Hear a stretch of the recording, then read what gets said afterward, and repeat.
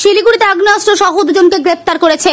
শিলিগুড়ি থানার পানি ট্যাঙ্কি ফাঁড়ির পুলিশ আগ্নেয়াস্ত্র সহ দুজনকে গ্রেপ্তার করেছে। পুলিশের কাছ থেকে পাওয়া তথ্যের ভিত্তিতে জানা যায়, দুজন যুবক গভীর রাতে 10 নম্বর ওয়ার্ডের মহানন্দা নদীর তীরে বসেছিল।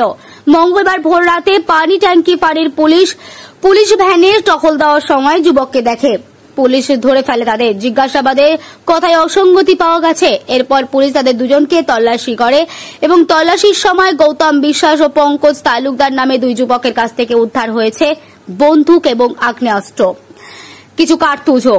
জানা গেছে, গৌতম বিশ্বাস শিলিগুড়ি শান্তিনগর বউবাজার এলাকার বাসিন্দা এবং পঙ্কজ তালুকদার মাথাভাঙ্গার বাসিন্দা।